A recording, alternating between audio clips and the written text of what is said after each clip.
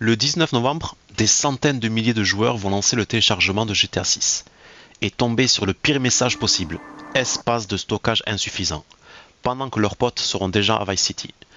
Les derniers rapports parlent d'un jeu proche des 200 Go et sur certaines consoles, ça représente plus de la moitié de l'espace disponible.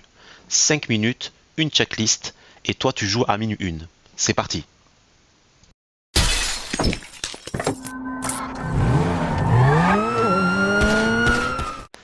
D'abord, on trie le vrai du faux, comme d'habitude ici.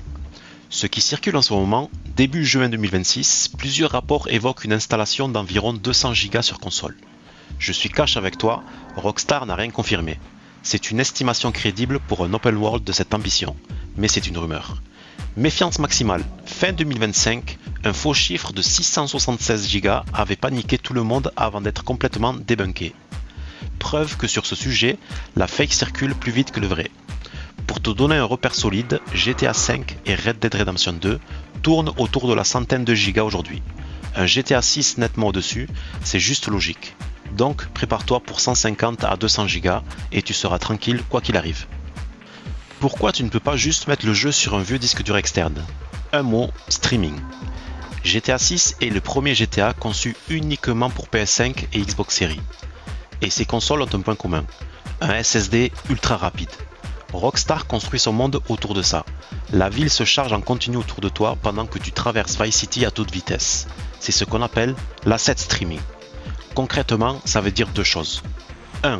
Sur console, le jeu devra être installé sur SSD interne ou sur une extension SSD rapide. Un disque dur USB classique pourra au mieux stocker le jeu, pas le faire tourner. C'est déjà la règle pour tous les jeux optimisés PS5 et série. 2. Pas de SSD assez grand, pas de Vice City, d'où la checklist qui arrive. La checklist en 4 points. Fais-la ce week-end, pas le 18 novembre. Point 1. Fais l'état des lieux. Une PS5 de base, c'est 825 Go sur l'étiquette, environ 665 vraiment utilisables. Une série S, 512 Go, environ 360 utilisables. Avec un jeu à 200 Go, la série S serait à moitié pleine avec un seul jeu. Point 2. Fais le ménage. Vire les jeux auxquels tu ne joues plus. Tes sauvegardes restent dans le cloud ou sur la console. Tu pourras toujours réinstaller plus tard, c'est gratuit et ça suffit pour la plupart des gens. Point 3. Si tu veux de la marge, le SSD. Accroche-toi sur les prix. La mémoire a explosé avec l'IA. Sur PS5, un SSD NVMe d'1 Tera compatible se trouve aux alentours de 180 € aujourd'hui. Oui, c'était moitié moins il y a un an. L'installation, elle, prend une dizaine de minutes. Sur Xbox, c'est la carte d'extension propriétaire, autour des 160 € le Tera. Et vu la pénurie, ces prix ne vont pas redescendre. Si tu dois t'équiper, le Prime Day de fin juin est probablement ta meilleure fenêtre. Point 4. L'abonnement online. Pour l'histoire en solo, tu n'en as pas besoin. Pour le futur GTA Online, il en faudra un. PS Plus côté Sony, la formule d'entrée du Game Pass côté Xbox.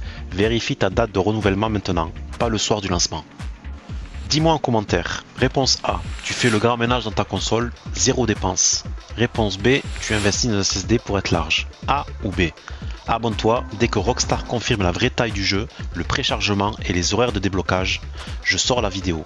Objectif que le 19 novembre tu sois en train de jouer pendant que les autres regardent une barre de téléchargement. Et avant d'acheter quoi que ce soit, ne précommande rien sans avoir vu mon guide Internac sur les précommandes. Il s'affiche juste là.